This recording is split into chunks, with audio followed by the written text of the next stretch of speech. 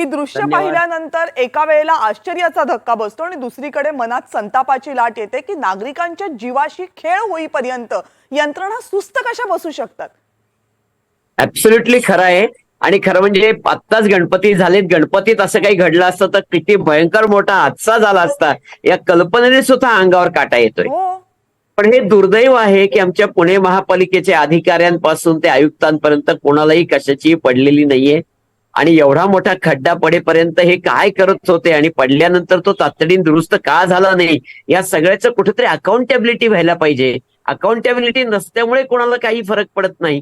कारण हे अशा प्रकारे चर्चा होतात, पेपरमध्ये टीव्हीवर बातम्या येतात आणि पुढे ते सगळं विरून जातं. याची त्यांना इतकी खात्री आहे की त्यांचं काहीही होत नाही. या खात्रीमुळे ते इतके बिनधास्त आणि मस्तवाल झालेले आहेत. ही आजची दुर्दैवी वस्तुस्थिती आहे. या परिसरामध्ये तुम्हीही अनेकदा गेला असाल. अगदी पुण्याच्या मध्यवर्ती भागातला परिसर आहे हा, गजबजलेला परिसर आहे. तुमचंही काही कामानिमित्त सिटी पोस्टामध्ये जाणं येणं झालं असेल. कधी वाटलंही असलं हे बघून की इथे असं काही होऊ शकतं म्हणून? नाही, खरंच म्हणजे हे धक्कादायक तर आहेच, यात काही वादच नाही. म्हणजे आतापर्यंत एक फूट 1.5 फुटाचे 2 फुटाचे खड्डे आम्ही बघितलेत पुण्यात अनेक ठिकाणी.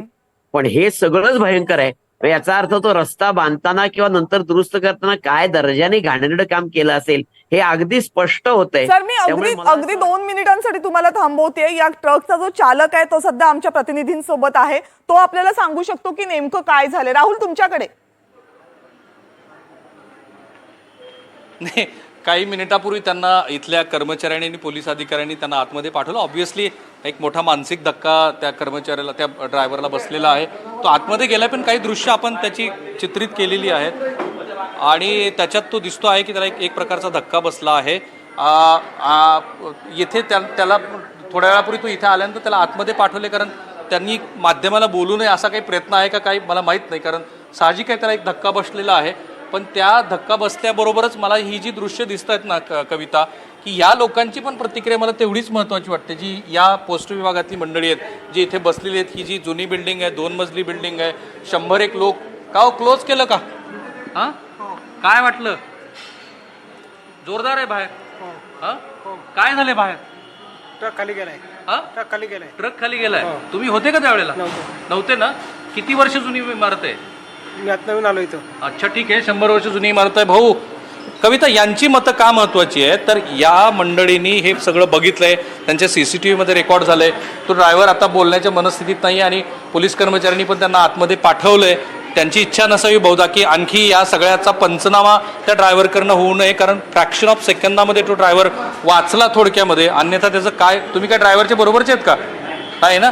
फ्रॅक्शन ऑफ सेकंदामध्ये तो वाचला. आणि पुन्हा आत्ताची ही ताजी दृश्य, ही आत्ताची ताजी दृश्य तुम्ही बघत आहात. हे बघा, हे जरा पोस्टाचे कर्मचारी आहेत जे चाललेले आहेत कर्मचारी. ओ, 1 मिनिट थांबा ना मॅडम. थांबा. तुम्ही काही केलेलं नाही आहे, मला माहिती आहे तुम्ही काही केलेलं नाही आहे. पण जेव्हा घडलं तेव्हा धक्का बसला. धक्का बसला, जोरात आवाज आला. हो, आवाज आला. की तुम्ही किती वर्षापासून इथे आहात सेवेत? 4 वर्ष झाली. ओके. तुम्ही ते CCTV फुटेज बघितली? नाही सर. लाईव्ह आहे. तुम्हाला सांगतो मी, अक्षरशः सेकंदामध्ये ते ट्रक असा खाली गेला. तुम्ही मूळचे पुण्यातलेच ना? हो, पुण्यात. पेठात राहता का? पेठात राहता. मग हे कसं घडतंय, कसं असं सगळं पुण्यात? चला, ते शासकीय कर्मचारी असल्यामुळे त्यांना बोलायचं, पण तुम्ही तर सिनियर सिटीजन आहात की. आवाज आला ना जोरात? आवाज आला ना. दणकन आला ना? हा, दणकन आला. आतमध्ये होतो. ठीक आहे. तर आत्ताची ताजी दृश्य पण आपण आपल्या प्रेक्षकांना दाखवूया. सगळं कव्हरेज तुम्ही NDTV वरती एक्सक्लुझिव्ह बघत आहात. आम्हीच ते पहिलं चॅनल आहोत की ज्याने हे लाईव्ह दाखवलं तुम्हाला, की ज्या पद्धतीने हे घडलेलं आहे. हे लोक बसलेले आहेत की ज्यांना आता कशाची तरी प्रतीक्षा आहे. चौधरी साहेब पुन्हा आपल्यासोबत आहेत. सर, तुम्ही कशाची वाट बघताय सर? क्रेनची ना? क्रेन येईल ना आता? क्रेन किती वाजता येईल सर? आपण 20 मिनिटं आले क्रेनचे. आता शहरामध्ये ट्रॅफिक वगैरे ते समोर कंजेशन आहे. मेन सिटी आहे ना, मुख्य शहर आहे, सेंट्रल आहे. राईट. त्यामुळे क्रेन आले की आपण पुढचा एक क्रेन मागवली, 2 क्रेन मागवली? नाही, 2 क्रेन मागवले आपण. 2 क्रेन मागवली. 2 क्रेन मागवले. 2 लागणार आहेत? हो, लागतील 2. तो 5 टनाचा ट्रक आहे वगैरे असं म्हटलं. ॲक्च्युली एका क्रेनमध्ये पण काम होणार आहे, परंतु आपण Precaution एक एक्स्ट्रा असावी आपल्याजवळ, जेणेकरून कसं होतं व्यवस्थित काढायचं, कमी जागेमध्ये काढायचं आपल्याला. सर मला एक वेगळा प्रश्न पडलाय, तुम्ही लाईव्ह आहात म्हणून विचारतो. ह्या प्रोटोकॉलमध्ये, तुमच्या अग्निशमनच्या या प्रोटोकॉलमध्ये कधी असे खड्ड्यातले ट्रक काढणं वगैरे होतं का हो कधी? नाही, आपल्याकडे पुणे शहरामध्ये हे पहिल्यांदाच घडलं आहे ना, विक्रमच केला पुण्यात. की असं झालेलं आहे. पण असा प्रोटोकॉल नसतो ना की ट्रक खड्ड्यातनं बाहेर काढण्याचा? नाही, असं काय नसतं. अग्निशमन दल हां. हे प्रत्येक ठिकाणी, ज्या ठिकाणी आपलं जीवितहानी वित्तहानी जिथं आहे बरोबर. त्या ठिकाणी हजर असतोच. बरोबर. आणि 24 आवर्स आपले जवान रेडी असतात. बरोबर आहे. त्यामुळे कुठलंही संकट आलं, कुठल्याही संकटाला तोंड देण्याकरता, किंवा आता आपण बघतो जे पूर आलं मोठ्या प्रमाणामध्ये नदीला तुमच्या आलं. दोघांचा अनुभव म्हणून विचारतो, हे का घडलं असावं? तुम्ही एक्सपर्ट नाही त्यातले, पण एक नागरिक पण आहात. काही तसं काय सांगता येत सर नाही, आता हा जो विषय आहे ना, हा ॲक्च्युली पहिल्यांदाच आमच्या समोर असा आला. सिटीमध्ये पहिल्यांदा ना? सिटीमध्ये पहिल्यांदा म्हणून या बातमीचं महत्त्व आहे, पुणेकरांनी लक्षात घ्या. NDTV तुम्हाला सातत्यानं या गोष्टी का सांगता आहे, तर इथे इन्फ्राची खूप सारी कामं सुरू आहेत. जेव्हा पूर आला तेव्हा काय दृश्य दिसली आपल्याला, की इन्फ्राच्या कामामुळं, पायाभूत सुविधांच्या कामामुळं जो राडारोडा पडला होता, त्या राडारोड्यांनी पुराची व्याप्ती वाढवली. आणि अशी जी दृश्य आहेत ना, ही दृश्य पुन्हा भविष्यात तरी येऊ नयेत असं आपण दगडूशेठलाच प्रार्थना केली पाहिजे. अशी हाक दिली देवाला, तर इथून एवढा जवळ आहे दगडूशेठ, बरोबर आहे ना साहेब? तुम्ही सिनियर आहात म्हणून आम्ही अनेक जणांना हा विचारतोय. दुर्दैवाने आपलं सगळ्यांचं सुदैव की ते तसं घडलं नाही. अनंत चतुर्थीच्या दिवशी हा रस्ता सोडून पलीकडच्या रस्त्यावर घडला असतं तर घडलं तर हे झालं असतं, जास्त झालं असतं. राहुल, माझा आवाज पोहोचत असेल ना, तर तुमच्यासाठी एक प्रश्न आहे जो तुम्ही समोरच्या अग्निशामक दलाच्या अधिकाऱ्यांना विचारा. प्रश्न असा आहे की एक जो 5 टनाचा ट्रक आहे त्याचा भार ती जमीन पेलू शकलेली नाहीये. त्या 2 क्रेन बोलवायच्या आहेत एवढ्या कमी जागेमध्ये, सुरक्षित राहणार आहे का ते? ओके फाईन, चांगला प्रश्न आहे. आमच्या अँकरला खूप महत्त्वाचा प्रश्न पडला की 2 क्रेन जर आल्या आणि आत्ताच हा भूभाग ऑलरेडी खचायला लागलेला आहे, तर त्याचं वजन सहन करतील का ते? सर, त्याच्यासाठीच आपण एक एक्स्ट्रा जी मागवली आहे, हो, त्याच कारणासाठी की इथं काही होऊ शकतं. आपण अग्निशमन दल हे पूर्णपणे सक्षम आहे. Right. असे केसेस ज्या आहेत हो. अचानकच उद्भवणार आहेत. हो. असं कधी होत नाही की आपल्याला ठरवून ते होते, असं कधी होत नाही. हे अचानकच उद्भवणार. Right. पण अशा कुठल्याही कॉलला पण तुमची तयारी आहे की इथे जमीन आणखी खचू शकते, म्हणजे आपण जिथे उभारलो ती पण जमीन खचू शकते?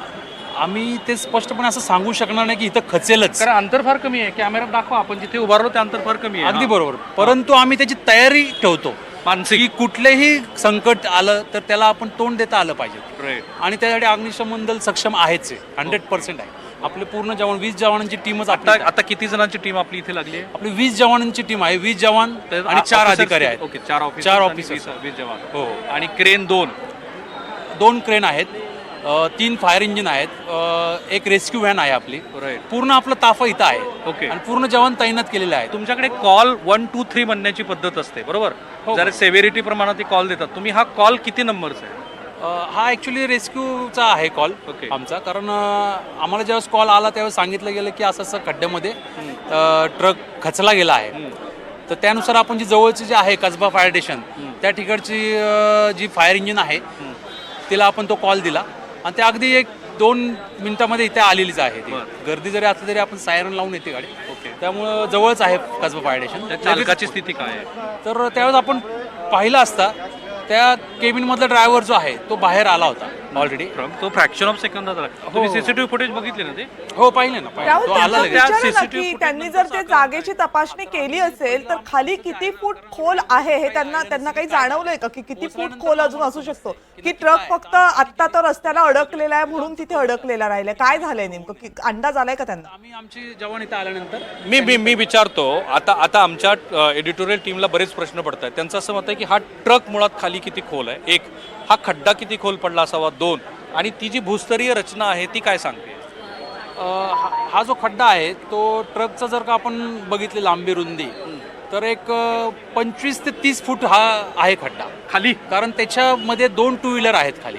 असं अरे ही लोकांनी सांगितलं. मोठी बातमी आहे, ही एक नवीन आणि मोठी बातमी आहे लोकांकडून आम्हाला की समजलंय. हो, आता लोकांकडून असं कळलंय. आय एम नॉट शुअर, आपल्याला पॅनिक क्रिएट करायचं नाहीये, पण लोकांनी दिलेली माहिती आहे ती प्रत्यक्षात जेव्हा 2 व्हीलर बाहेर येतील त्यावेळेला ते लक्षात येईल. कारण त्या सीसीटीव्ही फुटेजमध्ये नाहीये, पण अग्निशमन दलाला लोक सांगतात की आणखी 2 व्हीलर 2 त्याच्यामध्ये आहेत. Okay, 1 truck 2 two wheeler. हा, 1 ट्रक 2 टू व्हीलर अशा आहेत. तर त्यामुळे हा 25 ते 30च्या आसपास आहे. खड्डा खोल आहे, 25 ते 30 पडलेला आहे. राईट. आणि आता तुम्ही 2 क्रेन बोलवल्या, त्या क्रेन वर उचलतील. हा, ते क्रेनने आपण तो व्यवस्थित सर बाहेर तुमचं काढतो. पूर्ण नाव काय सर? माझं Pradeep Khedekar, station duty officer. खेडेकरजी, तुम्ही पण पुणेकरच आहेत? हो, मी पुण्यामधले. पेठातले आहेत? हो, पेठातले आहेत. कुठे राहता तुम्ही? मी अगोदर आपल्या घोरपडी पेठमध्ये राहिला होतो. Right. त्यानंतर मी आता कात्रजला आहे. ओके. वंडर आता तुम्ही इथे खेडेकर नाही आहेत, you are not officer here. काय झालंय की ज्यामुळे हा प्रॉब्लेम आहे?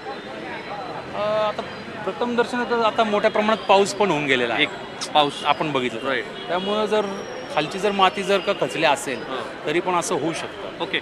मला ना कविता, आनंद गाडगीळ जे काँग्रेस पक्षाचे इथले नेते आहेत, ते विधान परिषदेवरती पण आमदार राहिलेले आहेत. त्यांनी US मध्ये सिटी डेव्हलपमेंट संदर्भामध्ये त्यांची PhD आहे, MS केलेलं आहे त्यांनी. मधल्या काळात मी त्यांची मुलाखत केली.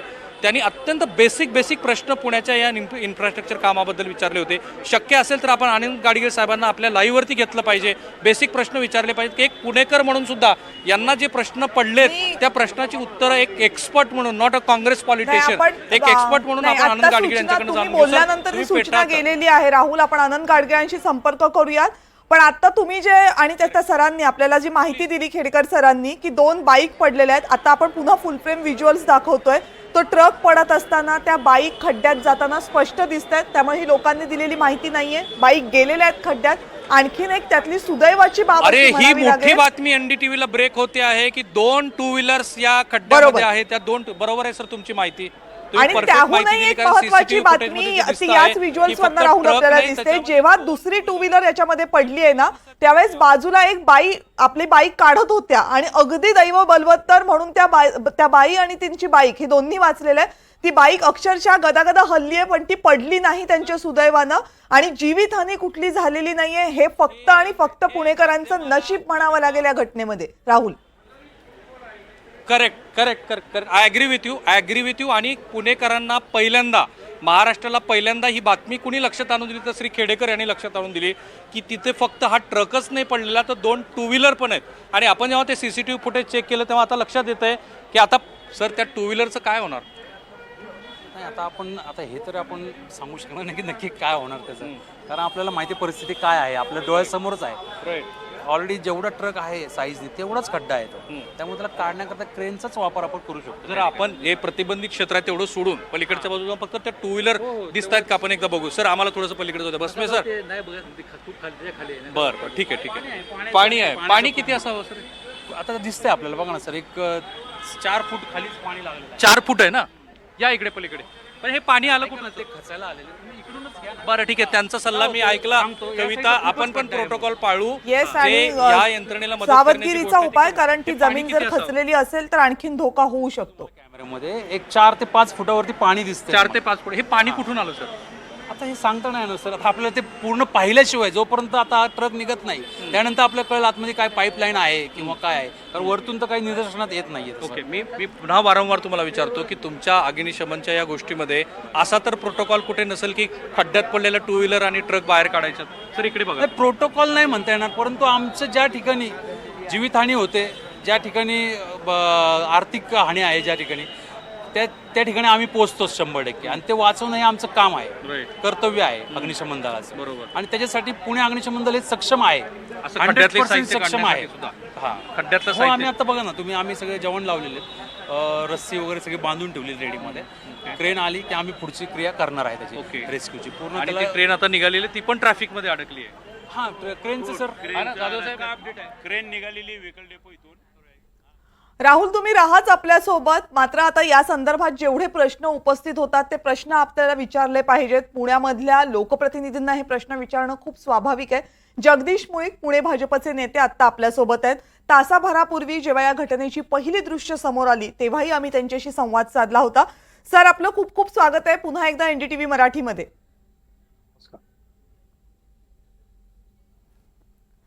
तासाभरापूर्वी आपण जेव्हा बोललो होतो त्यावेळेस तुम्ही मला म्हटला होतात की आम्ही यंत्रणांशी बोलतो, कमिशनरशी बोलतो आणि नेमकं काय झालं याची माहिती करतो. काय माहिती मिळाली आहे तुम्हाला गेल्या काही मिनिटांमध्ये, तासाभरामध्ये? NDTVशी बोलल्याच्या नंतर त्वरित पुण्याचे महापालिकेचे आयुक्त राजेंद्रजी भोसले यांच्याशी मी फोनवरती संवाद साधला. त्यांना या घटनेची माहिती नव्हती, त्यांना या घटनेची माहिती दिली आणि त्वरित त्याच्यावरती कार्यवाही करण्यास सांगितलं. हम्म. त्यांनी देखील त्वरित यंत्रणांना तिथे पाठवून योग्य ती कारवाई करण्याचं मला आश्वासन दिलं. बर. मला वाटतं ही घटना आता पण मी पाहतोय आपल्या चॅनलच्या द्वारे, एक ट्रक चक्क खाली गेलेला आहे. अत्यंत दुर्दैवी घटना आहे, धोकेदायक घटना आहे.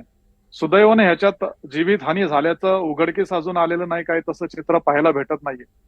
याच्यावरती महापालिकेनं एकदम स्ट्रिक्ट ऍक्शन घेतली पाहिजे. हा एवढा मोठा खड्डा पडतोच कसा, याच्या खाली काय काम चालू आहे का, एक्झॅक्ट कशामुळे हे झालंय, ह्याचा विचार केला पाहिजे, त्याचा शोध लावला पाहिजे. चौकशी समिती नेमून याच्यावरती अत्यंत तीव्र अशी कडक कारवाई झाली पाहिजे.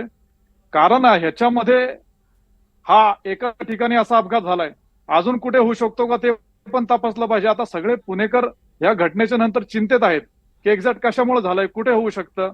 त्यामुळे ही घटना अत्यंत गांभीर्याने घेऊन महापालिकेने असेल, राज्य शासनाने असेल, योग्य ते कडक पावलं उचलून याच्यावरती कारवाई केली पाहिजे. आणि जर कायद्यामध्ये आपली तरतूद नसेल अशा विरुद्ध जास्त कारवाई करण्याची, तर कायद्यामध्ये देखील बदल केला पाहिजे, जेणेकरून पुन्हा अशा घटना होणार नाहीत. बरं, आयुक्तांना माहित नव्हतं त्यावेळेस जेव्हा तुम्ही फोन केलात, पण त्यांनी त्यांच्या विभागीय त्यांचे तिथले जे अधिकारी असतील, वॉर्ड ऑफिसर असतील, त्यांना कुणाला तरी विचारलं असेल, त्यांना कुणाला विचारून तुम्हाला सांगितलं नाही का की काय झालंय नेमकं ते?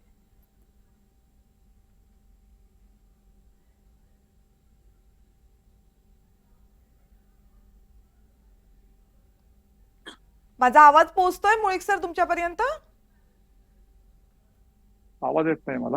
हा, मी प्रश्न पुन्हा एकदा विचारते. आयुक्तांना त्यावेळेस जेव्हा तुम्ही फोन केला तेव्हा कदाचित माहित नसावं, घटना घडल्यानंतर लगेचच आपला आवाज येतोय? आता येतोय, बोलू? हो बोला. हा, घटना घडल्यानंतर आपण लगेचच बोललो होतो. त्याच्यानंतर तुम्ही मला म्हणालात की तुम्ही जे महानगरपालिकेचे आयुक्त आहेत त्यांच्याशी बोललात, त्यावेळेस त्यांनाही माहित नव्हतं, पण त्यांनी तिथल्या वॉर्ड ऑफिसरशी काहीतरी संपर्क केला असेल, तिथल्या संबंधित वॉर्ड ऑफिसरनं त्यांना काहीतरी माहिती दिली असेल, कारण ती इमारत पण शासनाची इमारत आहे, खासगी इमारत नाहीये. मी जेव्हा आयुक्तांशी बोललो त्यावेळेला त्यांना ही घटना माहिती नव्हती. मी सांगितल्याच्या नंतर त्यांना ही घटना समजली आणि त्यांनी त्वरित कारवाई करण्याचं मला आश्वासन दिलं. त्यामुळे मी जोपर्यंत बोलत नव्हतो तोपर्यंत त्यांच्या कानावरती ही घटना गेलेली नाही असं मला वाटतं.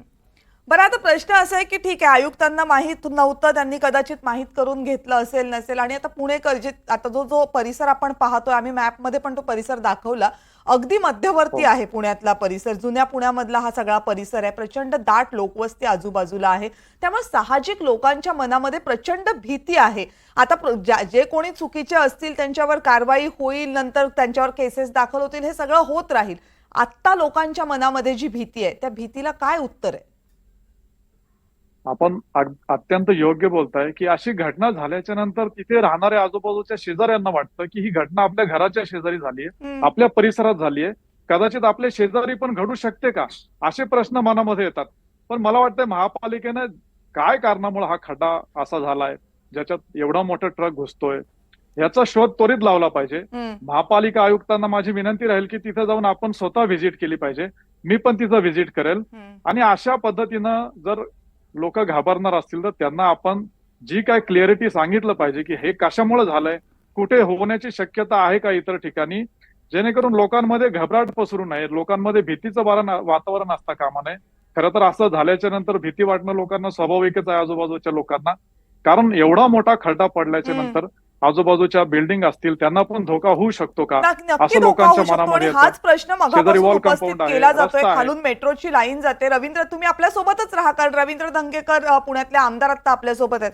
धंगेकरजी, मला वाटतं हा तुमच्याच मतदारसंघातला परिसर असावा. अत्यंत भीतीचं वातावरण आजूबाजूच्या सगळ्या लोकांच्या मनामध्ये आहे. पुण्यातल्या मध्यवर्ती भागात असं काहीतरी घडतंय. आता मुळीक सर मला सांगतात त्यांनी महानगरपालिकेच्या आयुक्तांशी बोलले, पण त्या आयुक्तांना पण ते जेव्हा बोलले तेव्हा काही माहित नव्हतं. अजूनही महानगरपालिकेचे कोणी मोठे अधिकारी तिथे काही पोहोचलेले नाहीयेत. प्रशासन रिस्पॉन्स तरी नीट देते का या घटनेला? ह्याच्यामध्ये 4:15च्या दरम्यान ही घटना घडली आणि मला लगेच तिकडनं फोन आला. मी माझे कार्यकर्ते पाठवले त्या ठिकाणी. तर हा विषय फक्त आता टीका करण्याचा विषय नाही, हा विषय महत्वाचा विषय आहे.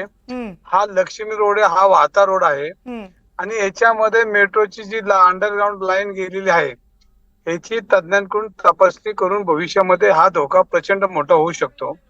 आज ज्या पद्धतीने एक ट्रक खाली आपण जमिनीत जाताना बघतोय, ह्याचाच अर्थ की आतमध्ये काम करत असताना किंवा मेट्रोचं जर काम झालं असेल तर याच्यामध्ये जी पोकळी निर्माण झाली याच्यामुळे नुसतं तो टँकर ट्रक गेला हा महत्वाचा विषय नसून याच्यामध्ये अनेक बिल्डिंग त्या खड्ड्यात जाऊ शकतात. सिटी पोस्ट सारख्या ठिकाणी मोठी बिल्डिंग आहे, ब्रिटिश कालीन इमारत आहे हो आणि या इमारतीमध्ये इमारत एकच नाही पण त्याच्यामध्ये जिथं जिथं मेट्रोच्या लाईन गेल्या त्या मेट्रोच्या लाईनीच्या तपासण्या केल्या पाहिजेत, नाहीतर भविष्यामध्ये याच्यामध्ये मोठा धोका निर्माण होऊ शकतो. ही वस्तुस्थिती खरी आहे आणि आयुक्त आणि महानगरपालिकेची लोक तिकडे पोहोचलेली आहेत, बर मी माहिती घेतलेली आहे. बर पण याच्यामध्ये जे काय झालंय हे तज्ञाकडून तपासणी करून हा सगळा विषय मार्गी लावला पाहिजे. पहिल्या वेळेला मला तुमचा फोन आला तर मी हेच सांगितलं की मेट्रोची जर लाईन असेल हो तर तज्ञांनी ह्याच्यातून माहिती घेऊन योग्य वेळी योग्य जर त्याच्यावर उपाययोजना केल्या नाही तर याच्यामध्ये अनेक बिल्डिंगी ढासून. धंगेकर सर, तुम्ही मगाशी उपस्थित केलात मुद्दा तेव्हाही माझ्या मनामध्ये प्रचंड भीती दाटून आली होती, कारण असं जर एका ट्रकच्या ऐवजी एखाद्या बिल्डिंगचं झालं काय तर विचार करूनही अंगावर काटा उभा राहतो. मुळीक सर, प्रश्न फक्त या ट्रकचा नाहीये किंवा हा एका घटनेचा नाहीये. प्रश्न हा आहे की इथून जर खालून लाईन गेलेली असेल मेट्रोची, एका ठिकाणी जर अशी घटना घडली तर आजूबाजूच्या लोकांना, त्यांच्या जीविताला, त्यांच्या मालमत्तेला सगळ्यालाच धोका आहे. प्रश्न असा उपस्थित होतोय की मेट्रोचं काम सुरू करताना महानगरपालिकेनं मेट्रोनं मिळून या सगळ्या परिसराची योग्य ती चौकशी तपासणी केली आहे की नाही, अभ्यास पूर्ण आहे की नाही? आपलं म्हणणं एकदम बरोबर आहे. मेट्रोने देखील हे तपासलं पाहिजे की एक्झॅक्ट त्यांचं जिथं काम चालू आहे तिथं त्या परिसरामध्ये आपलं काम योग्य झालंय का नाही, त्या परिसरामध्ये जो स्टॅटा आहे त्या पद्धतीचा चेक करून त्या पद्धतीनं काम केलंय का नाही हे तज्ज्ञांनी तपासलं पाहिजे. एक ठिकाणी अशी घटना झाली आहे, सुदैवाने ह्याच्यात जीवितहानी झाल्याचं कुठं दिसत नाहीये, पण अशी घटना पुन्हा होता कामा नये हे मेट्रोने देखील पाहिलं पाहिजे. ही मेट्रोची जबाबदारी आहे की मेट्रोमुळे जर असं होत असेल तर त्यांनी ही खबरदारी घेतलीच पाहिजे. हा, राहुल कुलकर्णी आपले प्रतिनिधी आता आपल्या सोबत आहेत, त्यांना तुम्हाला दोघांना काही प्रश्न विचारायचे आहेत. मी राहुलकडे जाते. राहुल, नाही, मला त्यांना प्रश्न विचारण्यापेक्षा त्यांनी सुद्धा ही दृश्य बघावीत अशी माझी इच्छा आहे, कारण आम्ही टॉप अँगलवरून पहिल्यांदा काय नेमकं झालंय, कारण आता सगळं तुम्हाला लक्षात येईल. हे बघा, ही पोस्ट विभागाची जी दुमजली बिल्डिंग आहे त्याच्या टॉप अँगलला मी आहे आणि त्यातनं तुम्हाला आता पूर्ण त्या खड्ड्याचा सगळा व्यास, जो आकार तो खड्डा किती मोठा आहे हे पहिल्यांदा तुम्हाला आता नीट लक्षात येईल, त्याचा व्यास लक्षात येईल टॉप अँगलवरून. बरं, पलीकडे तो मुख्य रस्ता आहे, आता जे पुण्याबाहेरचे प्रेक्षक आहेत त्यांच्यासाठी की तो रस्ता किती रहदारीचा आहे तेही लक्षात येईल. पलीकडेच दगडूशेठचा गणपती आहे आणि आता हा व्यास लक्षात आल्यानंतर या घटनेची सुदैवाने की याच्यात हा ट्रकच गेला आणि फ्रॅक्शन ऑफ सेकंदामध्ये हा ड्रायव्हर बाहेर पडला, पण याचा जो व्यास आहे, हा जो 5 टनाचा ट्रक आहे, हा ट्रक जर असा याच्याऐवजी आणखी काय असतं तर काय झालं असतं. सो ही जी एक्सक्लुझिव्ह दृश्य तुम्ही NDTV वरती बघताय, पूर्ण जे बॅरिकेटिंग केलेलं आहे ते दिसतंय. मगाशी ते हे जे दुकानदार आहेत या ठिकाणचे ते मला सांगत होते की ते 1985 सालापासून इथं राहतात. पूर्वी हा सिमेंट रोड होता, नंतर तो पेवर ब्लॉक केला आणि आता त्याला घुशी लागलेल्या आहेत आणि त्या घुशी लागलेल्या ठिकाणामुळे हा रस्ता हळूहळू पोकळ होत गेला आणि तो पोकळ झालेल्या ह्या रस्त्यामुळे घडलं. ही दृश्य तुम्ही टॉप अँगलवरून बघत आहात, तुम्हाला लक्षात येत असेल की या घटनेची व्याप्ती किती मोठी आहे. दृश्यमान म्हणून नव्हे, यातनं जे अनेक प्रश्न निर्माण होतात त्याच्यातनं. आपण जरा खाली आणखी कविता येतो मी. ही जुनी बिल्डिंग बघा, ही दृश्य बघितल्यानंतर आपल्याला अंदाज येतोय की काय नेमकं त्या परिसरामध्ये होऊ शकलं असतं जर ह्या घटनेचा परीघ थोडासा वाढला असता तर. आता फक्त 2 दुचाकी गेलेल्या आहेत आणि 1 ट्रक गेलेला आहे आणि सगळ्यात महत्वाची सुदैवाची गोष्ट आहे सगळ्यांसाठीच आणि प्रामुख्यानं आपल्या सोबत जे गेस्ट आहेत, जे राजकीय वर्तुळामध्ये काम करतात त्यांच्यासाठी, की कोणती जीवितहानी याच्यामध्ये झालेली नाही, पण ती होण्याची शक्यता अगदी जवळ होती, खूपच जवळ होती. पण आपल्या सगळ्यांचं सुदैव की असं काही झालेलं नाहीये. धंगेकर सर, हे सगळं बघितल्यानंतर प्रश्न उपस्थित होतात की जेव्हा अशा प्रकारे इन्फ्रास्ट्रक्चरची कामं केली जातात त्यावेळेस आपण बोलतो कामांच्या क्वालिटीबद्दल, आपण बोलतो कामं किती वेळ रखडली आहेत त्याच्याबद्दल, आपण बोलतो कामामधल्या कमिशनखोरीबद्दल, पण आता ही नवीन समस्या आपल्यासमोर उद्भवलेली आहे की कामं करत असताना जी योग्य काळजी घ्यायला पाहिजे तीच घेतली जात नाहीये आणि सरळ सरळ लोकांच्या जीवावर बेतते. भरकटत जाते. विषय असा आहे की उंदीर घुशीचा हा प्रश्न आहे, हा प्रचंड मोठा खड्डा आहे आणि हा खड्डा कुठल्या तरी स्ट्रक्चर मधनं किंवा आपण मेट्रोचा जो मी पहिल्यांदा विषय घेतला आहे हा तो एवढा प्रचंड खड्डा उंदीर घुशीमुळे पडणार नाहीत. बरोबर. आपली चर्चा पहिली भरकटली जाते ती जरा थोडी थांबवा. आणि याच्यामध्ये मेट्रोचं जर काम असेल तर याच्या मेट्रोच असलं पाहिजे, कारण अंडरग्राऊंड इतका प्रचंड मोठा खड्डा आहे तो. नाही, मेट्रोचे त्याच्यामध्ये ही अधिकारी आले होते तिथे. तुमच्या हा जो माहितीसाठी ट्रक गेला आहे, सांगते, मेट्रोचे अधिकारी आले होते तिथे. त्यांनी हे स्पष्ट केलेलं आहे की खालून मेट्रो लाईन गेलेली आहे म्हणून. त्यांनी पाहणी केली. घटना घडल्यावर ते लगेचच आले होते. पोलिसांपाठोपाठ मेट्रोचेच अधिकारी तिथे पोहोचले होते. मी त्यांच्याशी बोललो होतो. हम्म. पण ह्याच्यामध्ये महत्वाचं होतं आहे की मेट्रोचं जर काम खाली चाललं असेल तर हा मोठा प्रचंड जो खड्डा पडलाय हा ह्याच्यापेक्षाही मोठा प्रचंड खड्डा पडू शकतो. कारण अंतराने त्याच्यामध्ये पोकळी निर्माण होते. हम्म. उंदीर घुशी आणि ब्लॉक बसवून फरशी बसवून ह्याच्याचा हा खड्डा नाहीये. हम्म. हा खड्डा खालच्या भुयारी मधला किंवा अंडरग्राऊंड किंवा जमिनीतला हा खड्डा आहे. आणि याच्यामुळे येणाऱ्या जाणाऱ्या बिल्डिंगा असतील, येणारे प्रवासी असतील आणि आजूबाजूच्या बिल्डिंगा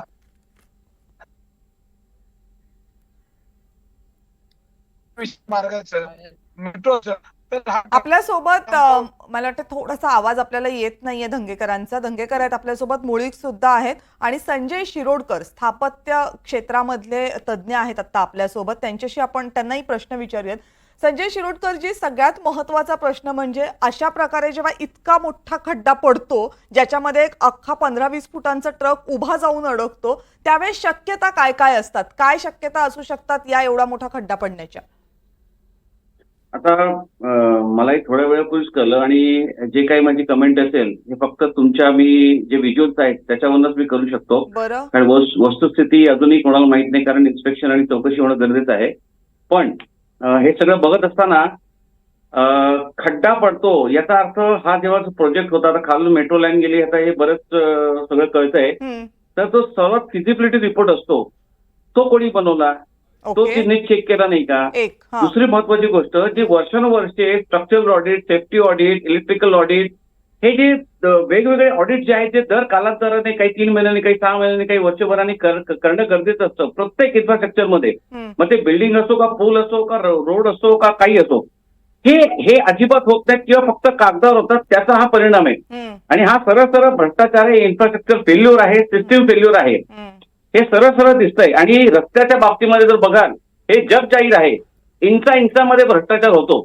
म्हणजे 6 इंचाचा जर तुम्हाला रोड बनत असेल किंवा हे टाकायचं असेल तर 2 इंचाचंच काम असतं आणि खाली 4 इंचामध्ये भ्रष्टाचार झालेला असतो. कारण एकदा रोड झाल्यानंतर खाली किती टेक्निकली सिमेंट आणि डबर आणि जे काही कन्स्ट्रक्शन मटेरियल टाकायचं असतं ते टाकलंय की नाही टाकलंय हे कोणीही बघत नाही. आणि हा सर्वात मोठा, हे भ्रष्टाचाराचाच परिभाग दिसतोय. आणि सर्वात महत्वाचा फिजिबिलिटी रिपोर्ट जो असतो, बरोबर, टेक्निकल रिपोर्ट जो असतो, तो कसा काय पास झाला? म्हणजे हा एवढा मोठा ट्रक जो कदाचित 10-15 टनाचा असतो, तो जर खाली जातो याचा अर्थ किती चांगलं काम आहे. आणि हा परिसर जुना आहे, त्याच्यामुळे निश्चितपणे हे वरचं कन्स्ट्रक्शन जुनच आहे. पण खालून जे जर कन्स्ट्रक्शन मेट्रो आपण या इन्फ्रास्ट्रक्चरच्या अत्याधुनिक युगात जर आपण म्हणतोय, बीटीएमच्या युगात म्हणतोय, तर म्हणजे हे फार भीषण आहे, भयावह आहे. मला असं वाटतं आजूबाजूचे लोक किती घाबरले असतील, त्यांना फार सांत्वन आणि दिलासा देणं गरजेचं आहे. आणि सर्वात महत्वाचं, हे जे आधी जे इन्स्पेक्शन होतात, रिपोर्ट होतात, ते कसून चेक करणं गरजेचं आहे. ते 100% फेल्युअर झालेलं आहे आणि तिथे नक्कीच भ्रष्टाचाराला म्हणजे भ्रष्टाचार दिसतोय तो. आणि इंचामध्ये रोड कन्स्ट्रक्शन मध्ये होतो, हे जग जाईल. तर तुमचा अभ्यास आहे याच्यामध्ये, त्यामुळे हा एक प्रश्न मी तुम्हाला विचारते की जेव्हा असा भुयारी मार्ग केला जातो एखाद्या वाहत्या शहराच्या खालून, त्यावेळेस साधारण किती फूट खोलपर्यंत हे काम असतं? म्हणजे आता हा ट्रकच आहे 15-20 फूट खोल, तर ते भुयारीचं जे काम आहे ते साधारण किती फूट खोल असू शकतं? आता डिपेंड्स ते कुठल्या प्रकारचे काम आहे. जसं तो फॉर एक्झाम्पल तुम्हाला मी जर मिसिंग लिंकचं मुंबई पुणे एक्सप्रेस हायवेचं घेतलं तर ते जे काही नवीन बोगदे झालेले आहेत आणि वरचा टॉप जो आहे तिथून खाली 150 मीटर आहे, म्हणजे तो जो डोंगराचा कातड आहे. आता हे डेफिनेटली जे मिनिमम बॅलन्स ठेवायला हवा, तर किती फूट, किती इंच, किती मीटर सांगता येणार नाही, कारण फक्त वरवरचं आपण बघतो आहे. कदाचित आपण ते टेक्निकली सांगू शकू. पण जी काही किंवा तो जो जमिनीचा भाग आहे किंवा भूभाग आहे, हे ती सहन करू शकतो का? खाली जर मशीन चालत असतील तर वरची माती भुसभुशीत आहे का, ती होते का, ती पडते का? याची डेफिनेटली काळजी घेतलेली नाहीये. त्याच्यामुळे जो कोणी टेक्निकल फिजिबल रिपोर्ट बनवला असेल ना, त्या सगळ्या रिपोर्ट कुठल्या कन्सल्टन्सी एजन्सीने बनवला असेल त्या सगळ्यांना जबाबदार धरून हे सगळं चौकशी होणं गरजेचं आहे असं माझं प्राथमिक मत आहे. मुळीक सर, मला काय वाटतं माहितीये, तज्ज्ञांचं सगळ्यांचं ऐकून की कोण दोषी आहेत, कुणी काय केलं हे तर शोधून काढलं जाईल, पण याच्यामध्ये कुठे चुकलंय हे पहिलं शोधण्याची गरज आहे. कारण कुणी चुकवलंय हे नंतर शोधता येईल, पण नेमकं काय, म्हणजे जमिनीपासूनची खोली कमी आहे का, खाली वापरलेले यंत्रांचा जो धडधडाट असतो तो सहन झालेला नाहीये का, की वरती काय गडबड झालेली आहे, काय आहे ते शोधणं ही मला वाटते पहिली प्रायोरिटी असायला पाहिजे आता प्रशासनाची. आणि मला असं वाटतंय की फक्त पुणे महानगरपालिका नाही तर तुम्हाला राज्य सरकारची मदत याच्यासाठी लागेल, राज्य सरकारला सांगावं लागेल. या बाबतीत नक्कीच राज्य सरकारची, मुख्यमंत्री, माननीय उपमुख्यमंत्री या दोघांशी मी बोलेन. पण हे सगळं शोधून काढणं आज गरजेचं आहे. आता जे तज्ज्ञ आपल्या सोबत आहेत त्यांनी अत्यंत बरोबर सांगितलं की इथं खाली आपण तांत्रिक काय चुका केल्यात हे लक्षात आलं पाहिजे. जमीन भुसभुशीत होती नव्हती हे रवींद्रजी धंगेकर देखील बरोबर बोलत की हे उंदीर आणि घुसांमुळे झालेलं नाहीये. तर ह्याचा शोध लागला पाहिजे. उंदीर आणि घुसांमुळे 5 फूट 10 फूट खड्डा होऊ शकतो, जर झालाच तर एवढा मोठा खड्डा उंदीर घुशींमुळे होण्याची शक्यता मला तरी वाटत नाही. मी त्या विषयातला तज्ज्ञ नाही, तरी पण मला ठामपणे हे वाटतं की एवढा मोठा खड्डा उंदीर किंवा घुशींमुळे होऊ शकत नाही. जे काय कारण आहे ते चौकशी करून शोधलं पाहिजे आणि यामध्ये राज्य सरकार देखील लक्ष घालल. माननीय मुख्यमंत्री, माननीय उपमुख्यमंत्री यांच्याशी मी स्वतः बोलल. ह्या जो अपघात आहे ह्या अपघाताचं कारण समजलं पाहिजे. पुणेकरांना हे कारण समोर आलं पाहिजे आणि त्याच्यावरती कारवाई झाली पाहिजे, त्याच्यावर कारवाई व्हायला पाहिजे. कारण पुणेकरांना उत्तर हवंय आता, म्हणजे दोषी कोण आहे याच्याही पेक्षा का झालंय, कसं झालंय याचं उत्तर पुणेकरांना हवंय. धंगेकरजी, हाच प्रश्न तुमच्याकडे सुद्धा आहे. कारण प्रश्न असा आहे की जेव्हा अशी मोठी कामं एखाद्या शहरामध्ये होतात, कारण अंडरग्राऊंड एखादी गोष्ट नेणं हे काय रोजचं काम नाहीये, हे कधीतरी होतं एखाद्या शहराच्या इतिहासात, आणि त्यावेळेस तिथल्या लोकप्रतिनिधींना नक्की विश्वासात घेतलं जातं, माहिती दिली जाते. गेल्या काही वर्षांमध्ये पुणे मेट्रोचं काम सुरू असताना ही माहिती योग्य प्रकारे पोहोचली आहे का आणि त्या माहितीनं समाधान झालंय का? कारण ती जर समाधानकारक असती तर कदाचित अशा घटना नसत्या दिसल्या आपल्याला. बघा, पहिले तर लोकप्रतिनिधींना हे मेट्रोचे अधिकारी विश्वासात घेत नाही. बर, ह्याच्यामध्ये कुठल्या बैठका मिटिंगा होत नाही. बर, प्रोजेक्ट कसा करणार आहे तो आम्हाला कल्पना नसते. हा प्रोजेक्ट दिल्लीवरून आला, आमका आला, आमके आहेत, तमके आहेत, त्याच्यामध्ये आम्हाला इंटरफेअर करून देत नाहीत. बर, आमच्या काही सूचना याच्यामध्ये घेत नाहीत आणि आम्हाला मेट्रो मध्ये काय चाललंय ह्याची कुठेही बैठक किंवा साधी एक कार्यपत्रिका आमच्यापर्यंत पोहोचत नाही. गंभीर हा आहे. तो सगळ्यांच्या डोक्यातला पहिला भ्रम काढा की आम्हाला ते बोलवतात, अजिबात बोलवत नाहीत. बर, आणि याच्यामध्ये मेट्रोचे अधिकारी जे करतात ते वरिष्ठ लेवल मुख्यमंत्री असतील, उपमुख्यमंत्री असतील किंवा दिल्लीचे काय अधिकारी असतील किंवा पंतप्रधान असतील, यांच्या पलीकडे कोणाबरोबर चर्चा ते करत नाहीत. आपण बघितलं साधं उद्घाटन असेल तरी आम्हाला सुद्धा बोलवलं जात नाही. त्यामुळे लोकप्रतिनिधी म्हणून आम्हाला विश्वासात घेत नाही आणि त्याच्यामुळे आमच्याही काही सूचना असतात, आम्ही काही तक्रारी असतात, नागरिकांच्या काही गोष्टी बोलायच्या असतात, त्याच्यामध्ये आमची कोणाची तिथे दखल घेतली जात नाही. आणि हे ज्या पद्धतीने मेट्रोचा कारभार चालला हा काही ठराविक यंत्रणेतली लोक याच्यावर काम करतात. त्याच्यामुळे ह्याच्यामध्ये आम्हाला लोकप्रतिनिधी म्हणून कुठे विश्वासात घेत नाही. हा फार गंभीर आरोप आहे जो तुम्ही लावताय तो, आणि मला वाटतं मुळीक सरांनी त्यावर उत्तर देणं अपेक्षित आहे. पण त्या अगोदर राहुलला काहीतरी एक मुद्दा उपस्थित करायचा, कारण राहुल आता घटनास्थळी आहे ज्या ठिकाणी ही घटना घडली. राहुलकडे जाऊन लगेच मी मुळीक सरांकडे परत येते. राहुल, नाही, महत्त्वाचा प्रश्न जे तज्ज्ञ आहेत त्यांना मला विचारायचा आहे. कारण इथे आल्यानंतर वेगवेगळ्या मंडळीकडनं जे अनेक प्रश्न आणि जी माहिती मला मिळाली त्यानुसार आता मी जिथे उभा आहे हे पेवर ब्लॉक आहे. तर आता लोक असं सांगतायत की पूर्वी इथे डांबरी रस्ता होता, नंतर त्याच्यावरती सिमेंट रोड झाला आणि मग नंतर पेवर ब्लॉक आला. तर आता मला तज्ज्ञाला हा प्रश्न विचारायचा आहे की ह्या अशा पद्धतीनं जे बांधकामातले बदल आहेत त्यामुळं काय झालं. एक दुसरा प्रश्न, ही जुनी इमारत आहे, 100-125 वर्ष जुनी असलेली इमारत आहे.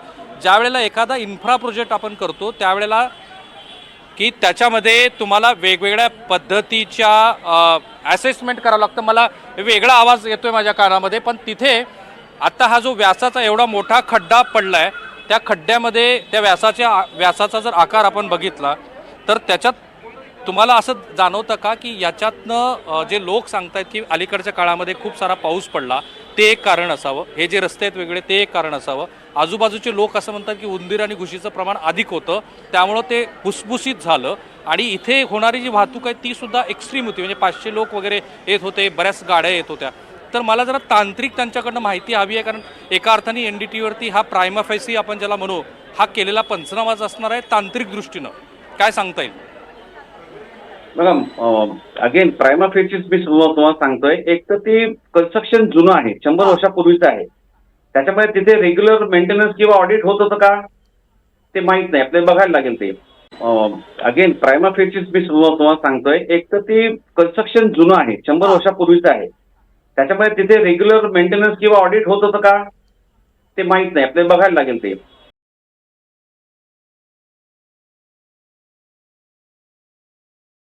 तेवढी भार सोसायला तयार होती का हेही टेक्निकली बघणं गरजेचं आहे. आणि प्रत्येक इन्फ्रास्ट्रक्चर प्रोजेक्टमध्ये टेक्निकल फिजिबिलिटी रिपोर्ट असतो, तो रिपोर्ट बनवल्यानंतर हे सगळं इन्फ्रास्ट्रक्चर कन्स्ट्रक्शन हा जो टनाटनाचा भार वाढणार आहे हा तो घ्यायला ती जमीन सक्षम आहे का.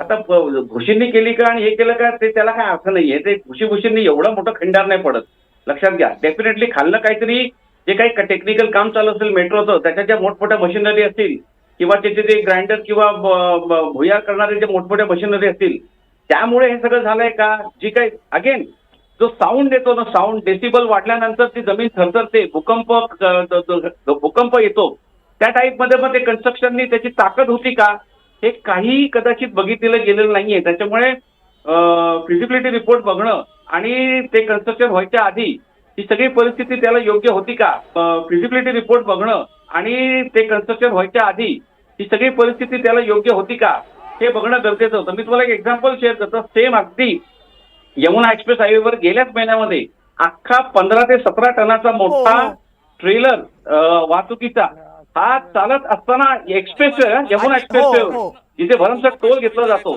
तो अख्खाच्या अख्खा तो अशाच पद्धतीने अख्खाच्या अख्खा खाली गेला होता. त्याच्यामुळे रोड कन्स्ट्रक्शन मधला भ्रष्टाचार हा जग जाहीर आहे आणि त्याच्यामुळे ते मला दिसतंय शेवटी चौकशी झाल्यानंतर ते जो काही रिपोर्ट आहे तो माझ्या मते ह्या भार सहन न झाल्यामुळे हा अपघात दुर्दैवी अपघात घडलेला असं माझं स्पष्ट मत आहे. बरं राहुल, मला एकदा परत नोट देतात, आम्ही परत साहेब नोट देतात, मला तुम्ही दिलेली नोट देतो, मला परत एकदा तर राहुलचा आवाज मला वाटतं आपल्यापर्यंत पोहोचत नाहीये.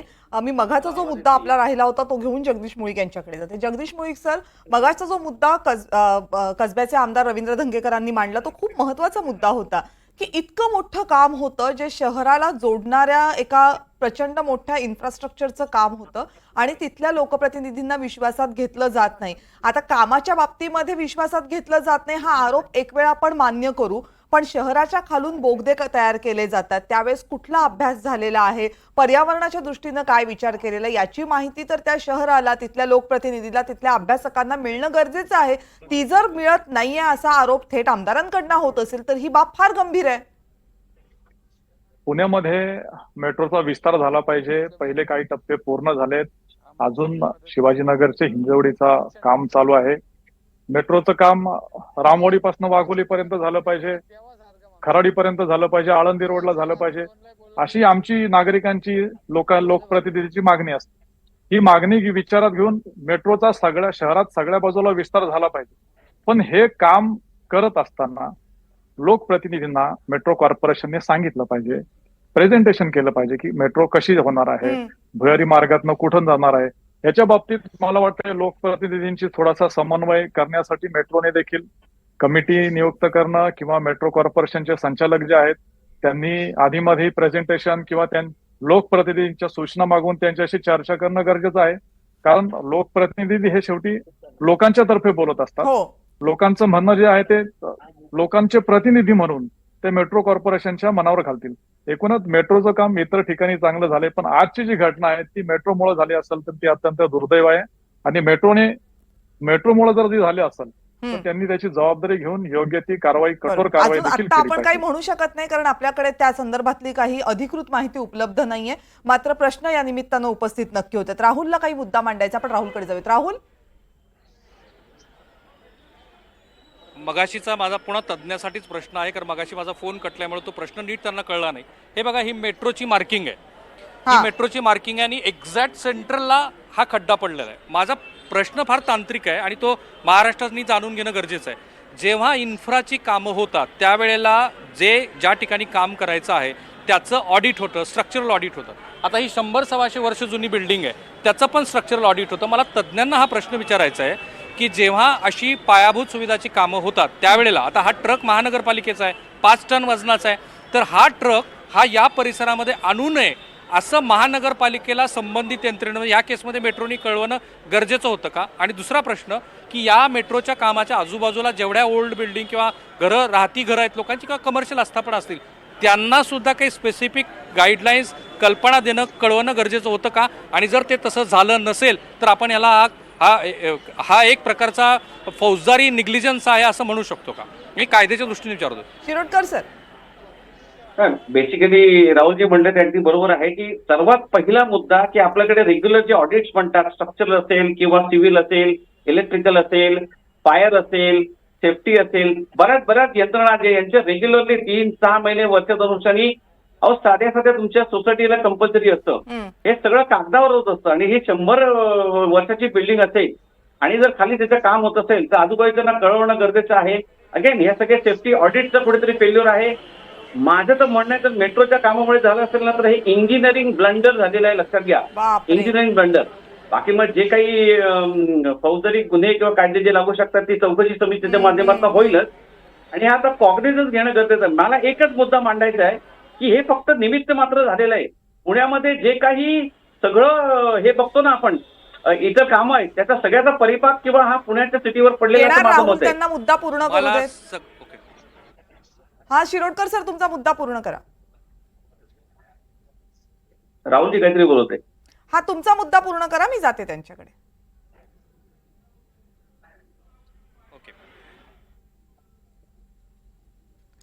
ऐकू येत नाहीये. बर, राहुल बोला तुम्ही. नाही, मला मला आता या क्षणाला पुण्यासाठी, महाराष्ट्रासाठी सर्वात मोठा मुद्दा इथे उपस्थित करायचा आहे. किती तास झालेत हा ट्रक खाली पडून? आता एवढ्या तासानंतर सुद्धा क्रेन इथं येऊ शकलेली नाही असं सांगितलं जात आहे की ती क्रेन ट्रॅफिक जाम मध्ये अडकली आहे. इमॅजिन करा की पुण्यासारख्या शहरामध्ये जिथे एवढा ट्रक फक्त अडकलेला आहे आणि तो ट्रक काढण्यासाठी तो जो क्रेन येणं अपेक्षित आहे तो गेल्या 2-2.5 तासामध्ये आलेला नाहीये. समजा पुण्यासारख्या म्हणजे पुण्यातल्या वाहतूक व्यवस्थेबद्दल जे गंभीर प्रश्न पुन्हा उपस्थित केले जातात, एनडीटीव्हीचा हा सगळ्यात मोठा दुसरा प्रश्न आहे. एवढा ट्रक जो आता इथे खड्ड्यात पडलेला आहे तो काढण्यासाठी तुमच्या 2 क्रेन येऊ शकलेल्या नाहीत. 2.5-3 तास उलटून गेलेले आहेत. जर पुण्यामध्ये काही दुर्दैवी घटना घडली तर पुण्यातल्या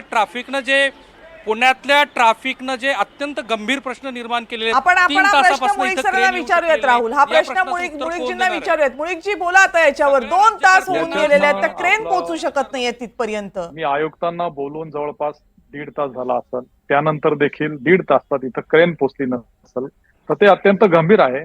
खरं तर काही देशांमध्ये अशा यंत्रणा असतात की एखादी दुर्घटना घडल्याच्या नंतर 15 मिनिटांमध्ये, 10 मिनिटांमध्ये, 5 मिनिटांमध्ये तिथे अँब्युलन्स पोहोचते, क्रेन पोहोचतात, जी मशिनरी लागते, जी आवश्यक असते ती पोहोचते. पण आपल्या इथं महापालिकेच्या आयुक्तांनी अजून तिथं मला वाटतं क्रेन पाठवली नसेल तर अत्यंत दुर्दैव आहे. किमान ती आपल्याला शोध लावण्याच्या अगोदर आता ती गाडी जी आतमध्ये गेली ती काढणं गरजेचं होतं, पण क्रेन का पोहोचली नाही हे अत्यंत म्हणजे सगळ्या पुणेकरांना पडणारा प्रश्न आहे. क्रेन पोहोचून आतापर्यंत ती गाडी पण बाहेर आली पाहिजे होती. पुणेकरांनी अजून काय सहन करायचं? धंगेकर सर, ती क्रेन पोहोचत नाहीये, 1.5-2 तास होऊन गेलेत आता. म्हणजे आता मला एक सांगा की सुदैव इतकं आहे की त्या खड्ड्यामध्ये फक्त गाड्या पडल्यात. माणसं पडली असती तर 2 तास क्रेन पोहोचणार नाही. कसे वाचवायचे जीव? बघा आता याच्यामध्ये फक्त तुम्हाला हा ट्रक खड्ड्यात पडलेला दिसतोय एवढाच विषय तुमच्या डोळ्यासमोर आणि माझ्या डोळ्यासमोर आहे. पण पुण्याच्या अवतीभोवती टेकड्या असतील, डोंगर असतील, रस्ते असतील, जी कामं चालली ती कुठली नियोजन पद्धतीने चाललेली नाहीयेत. हा काय ह्या खड्ड्याचा विषय ना पुण्यामध्ये. आणि याच्यामध्ये असणारी सगळी यंत्रणा, सरकारी यंत्रणा ही किडलेली आणि सडलेली. तुम्ही आजूबाजूच्या पुण्याची डेव्हलपमेंट बघा, तुमच्या लक्षात हे येईल की हे काही एकट्या ह्या ट्रक पुरता खड्ड्यात गेलेला विषय नाहीये. जनरली पुणे शहरात चाललेल्या कामामध्ये प्रचंड प्रमाणामध्ये चुकीच्या पद्धतीने चाललेली कामं आणि त्याच्यामध्ये असलेला प्रशासकीय लोकांचा इंटरेस्ट त्याच्यामुळे हे सगळे अपघात ही सुरुवात आहे. हे काही छोटा विषय नाही हा फक्त एका ट्रक पुरता नाहीये. तुम्ही आजूबाजूच्या भागाला परिसराला जर तुम्ही भेट दिली किंवा तुम्ही माहिती घेतली आणि तज्ञांना जर विचारलं तर याच्यापेक्षाही मोठे भयंकर अपघात या पुणे शहरात होऊ शकतात. आणि ह्याचं आम्ही वारंवार सांगतो प्रशासनाला, पण प्रशासनामधले असलेले अधिकारी, प्रशासनामध्ये असलेले सगळे सत्ताधारी यांच्या चुकीच्या कारभारामुळे ह्या सगळ्या परिस्थिती निर्माण झाली. कुठल्या आपण जर पातळीवर मेट्रोची फेल व्हायचा उद्घाटन असा हा मोदी प्रश्न साहेब आहे. म्हणजे 15 ऑडिट झालेत का, तर तिथे प्रश्नचिन्ह. जे काही काम चालू आहे ते व्यवस्थित झालंय का इंजिनिअरिंग लेवलला, तिथे प्रश्नचिन्ह. बरं, एवढं सगळं करून आपत्ती झाल्यावर त्याचं निवारण कसं करायचं, तिथे प्रश्नचिन्ह. म्हणजे ते पुणे महानगरपालिका आणि ते राज्य सरकार काय करतंय का या शहरांच्या बाबतीमध्ये, असा प्रश्न आहे. राहुलकडे जाते पुन्हा. राहुल वारंवार हात आपल्याला बोलवतात. राहुल, नाही, मला महाराष्ट्राला टाइमलाईन समजावून सांगायची. टाइमलाईन समजावून सांगितली की अनेक प्रश्न निर्माण होतील. 3:15 ही घटना घडली. 4:15 दरम्यान हा कॉल गेला. 4:15 नंतर इथे यंत्रणा यायला सुरुवात झाली. मी पण इथे आता जवळपास 4:15 पासून आपण पहिल्यांदा ही बातमी ब्रेक केली. आता किती वाजलेत, किती वाजलेत पंडित साहेब? आता बघा, वेळ सांगा. 6:35 झाले. आता मी तुम्हाला ही रेस्क्यूची टीम दाखवतो. हे काय करणार आहेत? गेल्या जे काही 20 जणांची ही टीम इथे येऊन बसलेली आहे, 4 अधिकारी आहेत. क्रेन येऊ शकलेली नाही इथे. गेल्या 4 तासामध्ये इथे क्रेन येऊ शकलेली नाही. ज्यांनी आपल्याकडे प्रतिक्रिया दिल्या ते असं म्हणाले की ट्रॅफिक जाम आहे किंवा आणखी काहीतरी तत्सम कारण असतील. हे सर्वोत्तम व्यक्ती आहेत की जे वेळोवेळी पुण्याच्या ह्या ट्रॅफिक, किती बातम्या आपण केल्यात की पुण्यातल्या ट्रॅफिकबद्दल प्रश्न विचारलेत, हिंजवडीबद्दल प्रश्न विचारलेत, आणि अशा वेळेला क्रेन नाही आलेली. सगळे हातावरती हात धरून बसलेले आहेत. साहेब, इम्पॉसिबल आहे ना. पुण्याचं इन्फ्रास्ट्रक्चर जुनं आहे. तुमच्याच हातात होतं. हा, पुण्याचं इन्फ्रास्ट्रक्चर जुनं आहे म्हणायचं आणि फक्त पळवाटा काढायच्या, बाकी मुद्देसूद काही मुद्द्यांवर बोलायचंच नाही ना. इथे क्रेन का नाही येऊ शकलेली? पॉसिबलच नाही ना. रस्ते छोटे आहेत आणि त्या रस्त्यांवर असलेलं अतिक्रमण, त्या रस्ते मोठे जरी केले, हे जरी केलं, रस्ता रुंदीकरण केलं तरी त्याच्यावर अतिक्रमण केली जातात. मग ते रस्त्यांमधनं येणार कशा गाड्या? अशी किती ठिकाणी स्थिती आहे आणि हे फार गंभीर आहे. हा विषय इथे चर्चेत येईल, याच्यावरती काहीतरी उत्तरं दिली जातील, काही कॉन्क्रीट दिली जातील, काही थातूरमातूर दिली जातील. पुण्यामधल्या ट्रॅफिक समस्येनं जे काही कॉस निर्माण करून ठेवला आहे, हा अत्यंत गंभीर प्रश्न या निमित्ताने उपस्थित झाला आहे. 6:35 झालेली आहे. 3 वाजता कॉल गेलेला आहे. 4ला रेस्क्यू टीम आली आहे. हातावर हात धरून बसलेली मंडळी आहेत.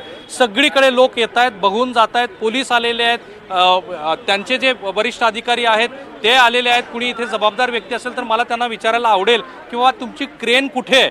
4 तासानंतर, 4.5 तासानंतर इथे कुठेही क्रेन आलेली विचारूयात. आपल्याकडे महायुतीमधल्या एका महत्वाच्या पक्षाचे नेते उपस्थित आहेत ना, त्यांना विचारूयात काय ही म्हणजे पुण्याची काय अवस्था, अजून काय करायची बाकी राहिलेली आहे. आता जर मला सांगा मुळीक सर, याच्यामध्ये कुणी पडलेलं असतं या खड्ड्यामध्ये, तर ते काय आपण त्यांचा जीव जाण्यापर्यंत वाट बघायची आहे का ती क्रेन आणायला? एवढा ट्रॅफिक जाम आपण करून ठेवणार आहोत. इतकी आपली पोलीस यंत्रणा सक्षम नाही, इतकी आपली महापालिकेची यंत्रणा सक्षम नाही, इतकी आपली आपत्कालीन रिस्पॉन्स देणारी यंत्रणा सक्षम नाही की 3 तास झाले आपल्याला क्रेन पोहोचवता येत नाही शहरातल्या मध्यवर्ती भागामध्ये.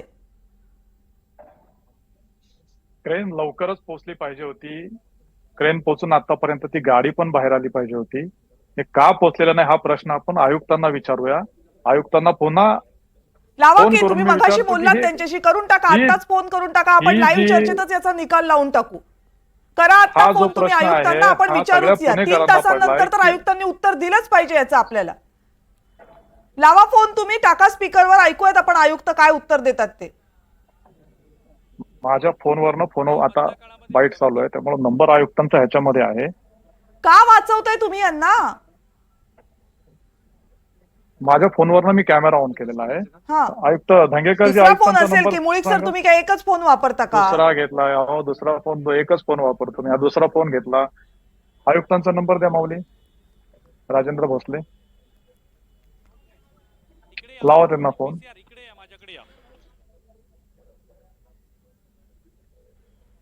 थांबा राहुल, आपण आयुक्तांना फोन लावायला सांगितलाय मुळीक सरांना. तो फोन लागतोय का आपण बघूयात. आयुक्त काय म्हणतात, काय झालं? 2 तास झाले, 3 तास झाले, क्रेन का पोहोचत नाही?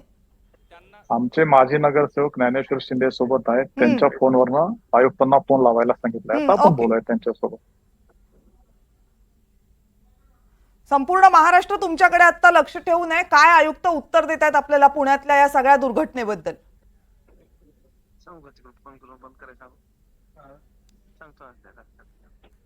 ज्ञानेश्वर शिंदेना सांगा की स्पीकरवर टाका, ऐकू देत महाराष्ट्राला.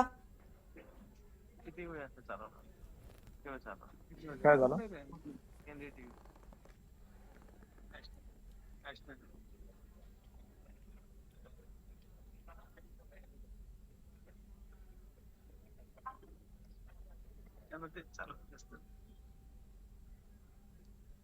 लागला का फोन?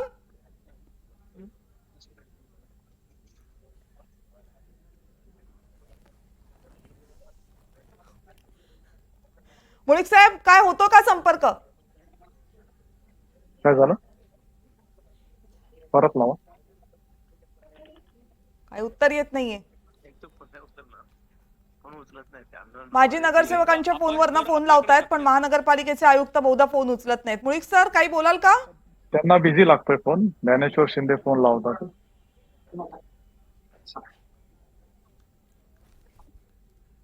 मुळीक सर, आवाज पोहोचतोय?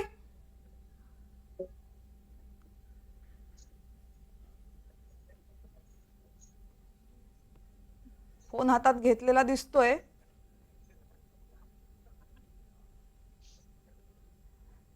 जगदीश मोळीक बोलतोय. म्यूट केलं. आयुक्त साहेब, जगदीश मोळीक बोलतोय.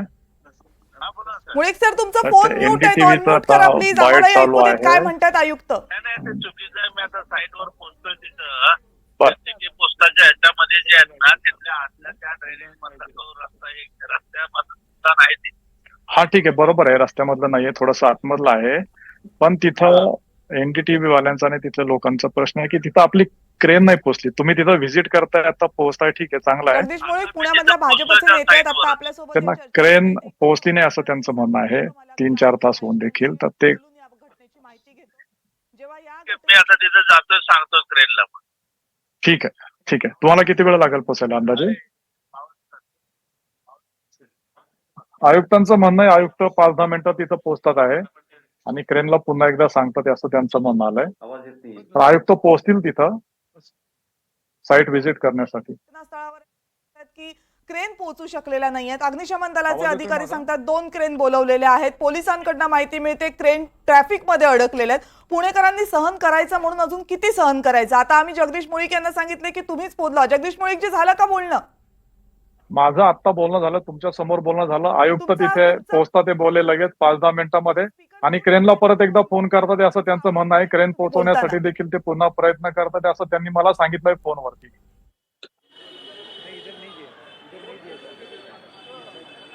आवाज येत नाहीये. नाही, मला कविता,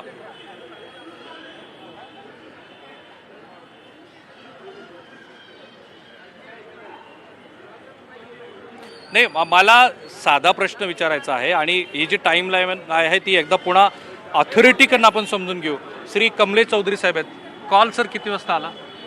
4:14 करेक्ट. तुम्ही किती वाजता आलात सर? 1 मिनिटात आम्ही पोहोचलो. 1 मिनिटात. 4:14 कॉल आला, 4:15 तुम्ही इथे आलात. हो तुमचे 20 कर्मचारी आणि 4 अधिकारी आहेत. हो. क्रेन कितीला बोलवली सर? आम्ही साधारण 4:45 क्रेन बोललो. 4:45 अजून आलेली नाही आहे क्रेन. आम्ही पहिले क्रेन बोलवली असता आम्हाला असं कळालं की जवळपासच्या ज्या क्रेन आहेत त्यांची क्षमता कमी आहे. वा. त्यामुळे मोठी क्रेन आमची कात्रजूर निघालेली आहे. बर. आणि त्याबरोबर आमची एक फायर व्हेकल त्याला अटॅच की लवकर रस्ता मिळावा यासाठी. ट्रॅफिक भरपूर आहे, संध्याकाळची वेळ आहे आणि सिग्नल जास्त असल्यामुळे ट्रॅफिक जास्त असल्यामुळे वेळ लागत आहे. चौधरी साहेबांनी जे सांगितलं ना, हे पुण्यासाठी अत्यंत विचार करायला लावणारी गोष्ट आहे. आपण लाईव्ह आहोत आणि लाईव्ह हा प्रश्न विचारतो आहोत की 4:14 कविता हा कॉल आलाय. 4:15 ही मंडळी इथं आलेली आहे. 4:45 कॉल गेलाय. ती त्यांच्याकडे असलेली, तुमच्याकडची ती अप्रोप्रिएट नाहीये, म्हणजे योग्य नाहीये हे काम करण्यासाठी. नाही, क्रेन हा विषय आमचा नाही. तो कोणाचा विषय? तर त्याच्यामध्ये आम्हाला काय माहिती नाही. क्रेन हा विषय आमचा नाही. तुम्ही क्रेन बोलवली? आम्ही कॉन्ट्रॅक्टची क्रेन बोलवली आहे. कॉन्ट्रॅक्टची? आपल्याकडे क्रेन नाहीये. नाही, ह्या अशा गोष्टी, असे इन्सिडेंट आमच्या इथे घडत नाही. पण मुंबईमध्ये तर क्रेन असतात, भल्या मोठ्या एवढ्या मोठ्या बिल्डिंग वरती चढतात त्या. आमच्याकडे तशा. तुमच्याकडे क्रेन नाहीये? आमच्याकडे बिल्डिंग वरती जाण्यासाठी किंवा आग विझवण्यासाठी आमच्याकडे क्रेन आहे, फायर लिफ्ट आहेत किंवा रेस्क्यू व्हॅन आहेत. त्याच्यातून आम्ही काम करतो. पण इथे कसली क्रेन हवी तुम्हाला? तर इथं जी वायर रोप लावून ती खेचणारी हा, आहे खेचणारी पण crane. नॉर्मली ती सगळीकडे असते का तुमच्या अग्निशमन विभागाकडे असते का सर्वच नाही, अशी नाही, नसते नाही. आमच्याकडे आणि तो कॉल तुम्ही दिला पण आता ट्रॅफिकमुळे ती क्रेन अडकलेली आहे हो हो बरोबर. कुठे अडकली ती क्रेन मेन रोडला आमच्या कात्रज पासून जो रस्ता या Correct. ठिकाणी येतो की ज्या कात्रज मध्ये कायम ट्रॅफिक जाम होतं तिथंच ती अडकलेली आहे. तिथे हो. ती क्रेन तिथे अडकलेली आहे, तासापासून ती अडकली. पोहोचलेली नाहीये. आपण पुन्हा एकदा जगदीश मुळीक यांच्याकडे जाऊयात. त्यांनी काही वेळापूर्वी महानगरपालिकेच्या आयुक्तांशी संवाद साधला आणि काय त्यांनी माहिती दिलेली आपण परत एकदा त्यांच्याकडनं जाणून घेऊयात. फोन लागला, महानगरपालिकेच्या आयुक्तांशी बोललात, कुठपर्यंत पोहोचली आहे क्रेन ती आणि कधी पोहोचणार आहे ती घटनास्थळी? जगदीश मुळीकजी, महापालिकेच्या आयुक्तांशी मी परत एकदा फोनवरती बोललो, त्यांना क्रेन पोहोचली नाही हे सांगितलं. त्यांचं म्हणणं आलं की ते स्वतः पोहोचतात आहे, तिथे रस्त्यामध्ये आहेत आणि क्रेनला पुन्हा एकदा फोन करून बोलवतात ते, असं त्यांनी मला फोनवरती सांगितलंय. मला वाटतं काही वेळेत महापालिकेचे आयुक्त तिथं पोहोचतील, ते रस्त्यातच आहे, जवळपासच आहेत आणि त्यांना आपण हा प्रश्न विचारला पाहिजे की क्रेन आतापर्यंत का पोहोचली नाही. तोच तुम्ही विचारला. ते महानगरपालिकेच्या आयुक्तांना पण सांगता येत नाहीये की ती क्रेन कधी पोहोचणार. दंगेकरजी, काय ढिसाळ कारभार आहे हो या पुणे शहराचा. त्या महानगरपालिकेच्या आयुक्तांना 3 तास झाले माहिती नाही की क्रेन कधी पोहोचणार. मग आता मी परत एकदा तेच म्हणतोय की हे सगळं सडलेलं आणि किडलेलं प्रशासन आहे आणि याच्यामध्ये हा खड्डा हा एक फक्त नावाच, हा काय ह्याच्यापेक्षा मोठा भयंकर जर कधी अपघात झाला तर कुठली यंत्रणा ह्या प्रशासनाकडे नाहीये, ना कलेक्टरांकडं, ना आमच्या पुणे महानगरपालिकेकडं. आणि याच्यामध्ये हा मेट्रोने केलेला उद्योग असला तर मेट्रोच्या अधिकाऱ्यांनी त्या ठिकाणी येऊन सगळी यंत्रणा लावली पाहिजे. आज मेट्रोच्या अधिकाऱ्यांकडे ही यंत्रणा पाहिजे खऱ्या अर्थाने, कारण मेट्रो जी कोट्यवधी रुपये आपण आज खर्च करतोय तर मेट्रोच्या अधिकाऱ्यांनी ह्या ठिकाणी सगळी यंत्रणा आतापर्यंत नाही, कारण आता ना लावायला बरोबर आहे, कारण आता जसं जसं वेळ जातोय शंका आणखीन वाढतात. आता कुठे ते महानगरपालिकेचे अधिकारी बघा तिथे घटनास्थळी पोहोचतात. राहुल आपल्याला बोलवते. राहुल, हे बघा हे महानगरपालिकेचे अधिकारी, मला वाटतं आयुक्त पण आलेले. सर तुम्ही आलात आता, काय तुम्ही मला सांगत होता की काय आमचे उपायुक्त तिथे मॅडम आहे. बरोबर, मी माझी हद्दही नाही ठीक आहे. ते उपायुक्त मॅडम आलेले आहेत. मॅडम, काय हे सरकारी जागा आहे? तुम्ही नाही, बरं कुठे आहेत उपायुक्त? कुठे उपायुक्त आलेत म्हणे तिकडे? कुठे गेले उपायुक्त? पलीकडे गेले का? या आपण पण जाऊन तिकडे बघूया. या बाजूला आत्ता महानगरपालिकेची काही मंडळी इथे आलेली आहेत. सर, कोण आलंय म्हणाला तुम्ही? उपायुक्त आलेत का? उपायुक्त मॅडम आलेले ते आपण दाखवू. बऱ्याच काळानंतर त्या इथे आलेल्या आहेत कविता, आणि अजूनही म्हणजे जी टाईमलाईन जर तुम्ही बघितली तर त्या टाईमलाईन प्रमाणे त्या पाहणी करतायत. आत्ता त्या इथे आलेल्या आहेत असं मला सांगितलं जात आहे. मॅडम आलेत. नाही, मला फक्त एकच प्रश्न, तुम्ही लाईव्ह आहात, एकच प्रश्न विचारतो. अजूनही क्रेन आलेली नाही. 10 मिनिटात ट्रेन पोहोचेल आता. त्याच्यासाठी मॅडम, पुण्यासारख्या शहरामध्ये, आणि मी तुम्हाला रिस्पॉन्सिबल धरत नाही, पुण्यासारख्या शहरामध्ये 4-5 तास झालेले क्रेन नाहीये. हाऊ सिरियस दिस?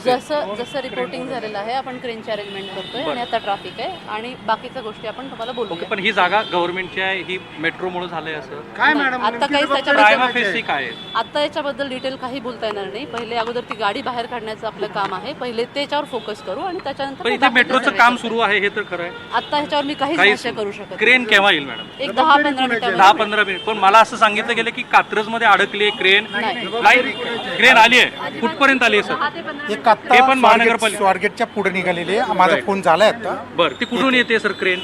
ती कात्रजवरून येते. कात्रजवरून. आणि ही प्रायव्हेट क्रेन आहे का? जबाबदारी कुणाची आहे सर, तुम्ही बोलणार आहेत का? हा, बोला. एक मिनिट. हा साधारणतः तुम्ही बाजूला सर, यांचं बाईट चालू आहे. हा, बोला सर. या.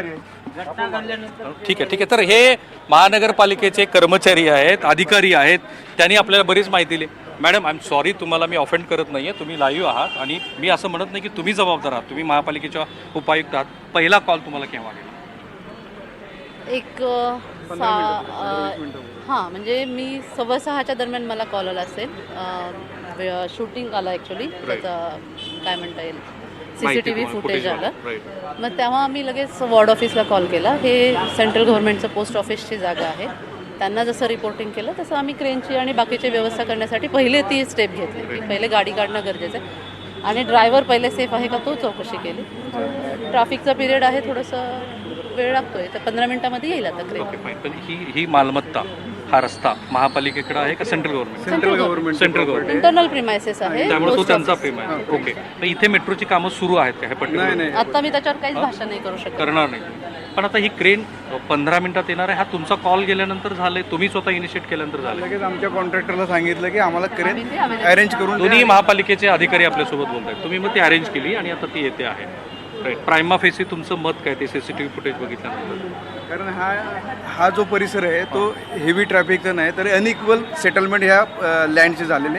कशामुळे सर अनइक्वल व्हायचं काय? आता नाही, आता या first याच्यामध्ये नाही लोड सांगता बेरिंग येणार. कॅपॅसिटी कमी झाली असेल किंवा ते त्यावेळेस जे काम झालं त्यावेळेस सर तुम्ही अभियंते आहेत का उपायुक्त आहेत? अभियंता पण आहे ना फक्त महापालिका. फार तज्ज्ञ आपल्याकडे लाईव्हलाच मिळाले, तितके सगळे तज्ज्ञ बोलत आहेत. तर टेक्निकली मला सांगा की जर एखादं काम सुरू असेल तर त्या व्हायब्रेशन काही होऊ शकतं का? नाही व्हायब्रेशनचा इथे व्हायब्रेशन वगैरे इथं कामच नाही ना कुठे नव्हतं झालं झालेलं. काहीच नाही. अजून काम सुरू झालेलं नाही. नाही काम नाही फक्त आपले ड्रेनेज लाईन चोकअप होते असं काहीतरी कॉल होता त्याप्रमाणे आपली गाडी पीएमसीचे त्यांना. मॅडम ती महापालिकेची गाडी आहे? हो.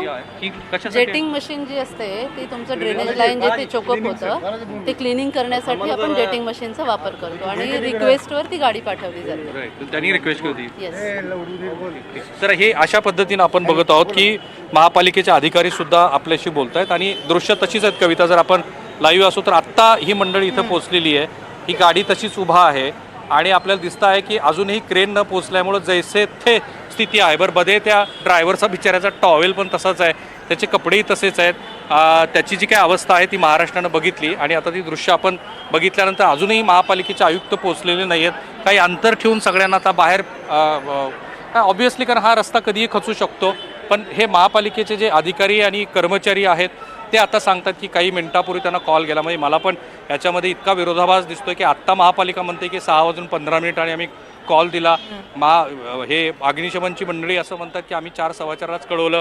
वस्तुस्थिती ही आहे की पुण्यासारख्या महाराष्ट्रातल्या क्रमांक 2च्या शहरामध्ये, की ज्या शहरामध्ये 38 लाख वाहनं आहेत, 40 स्क्वेअर किलोमीटर ह्या शहराची व्याप्ती आहे, ज्या शहराला IT हब म्हणून देशामध्ये ओळखलं जातं, ज्या शहरामध्ये अनेक कॉर्पोरेट्स आहेत, ज्या शहरामध्ये मायक्रोसॉफ्टसारख्या कंपनीनं हिंजवडीतल्या अत्यंत नकारात्मक रिपोर्टिंगनंतरसुद्धा, म्हणजे त्या एकूण प्रतिमेनंतरसुद्धा इथे इन्व्हेस्टमेंट करण्याचं धाडस केलं. जवळपास 550 कोटी रुपये खर्च करून त्यांनी 16.5 एकर जमीन घेतली, जे स्वतःचं एक सर्व्हर स्टेशन करणार आहेत. त्या पुण्याबद्दल आपण बोलतोय. राजकीयदृष्ट्या जो पुणे, जो अत्यंत महत्त्वाचा म्हणून ओळखला जातो, जिथे महाराष्ट्रातल्या राजकीय दृष्ट्या असेल, सामाजिक दृष्ट्या असेल, आर्थिक दृष्ट्या असेल, व्यावसायिक दृष्ट्या असेल, सगळ्याच दृष्टीनं मुंबईला अगदी जोडून असलेलं हे शहर, महाराष्ट्रातलं सगळ्यात महत्त्वाचं शहर, महाराष्ट्रातल्या अनेक तरुणांची स्वप्न घडवणारं हे शहर आहे. ही या शहराची एक मोठी ओळख आहे. त्या शहरामध्ये भर दिवसा अशी घटना घडणं हे जितकं दुर्दैवी आहे त्याही पेक्षा कैक पटीनं दुर्दैवी आहे त्या घटनेला यंत्रणांकडून दिला गेलेला प्रतिसाद. सुदैव इतकंच आहे पुणेकरांचं की या घटनेमध्ये फक्त 3 गाड्या खड्ड्यामध्ये पडलेल्या आहेत. फक्त विचार करा, याच ठिकाणी काही माणसं पडली असती तर काय हाहाकार उडाला असता. आणि तरीही पुण्यामधली महानगरपालिका, आपत्ती व्यवस्थापन दल आणि पुण्यामधल्या इतर सगळ्या यंत्रणा इतक्याच थंड राहिल्या असत्या का? आणि जर या प्रश्नाचं उत्तर हो असेल तर ही पुणेकरांसाठी फक्त धोक्याची नाही, संतापाची लाट आहे. पुणेकरांच्या याच सगळ्या प्रश्नांना उत्तरं देण्यासाठी आपल्यासोबत पुणे भाजपचे नेते जगदीश मुळीक होते, कसब्याचे आमदार रवींद्र धंगेकर आपल्यासोबत होते आणि या सगळ्या विषयामधले तज्ज्ञ सुद्धा आपल्यासोबत होते. संजय शिरोडकर सर, आपल्या सगळ्यांनी वेळात वेळ काढून या आमच्या सगळ्या प्रश्नांना उत्तरं दिली. अनेक तांत्रिक बाबी सुद्धा आमच्यासमोर स्पष्ट केल्यात. आपल्या तिघांचेही मनपूर्वक आभार.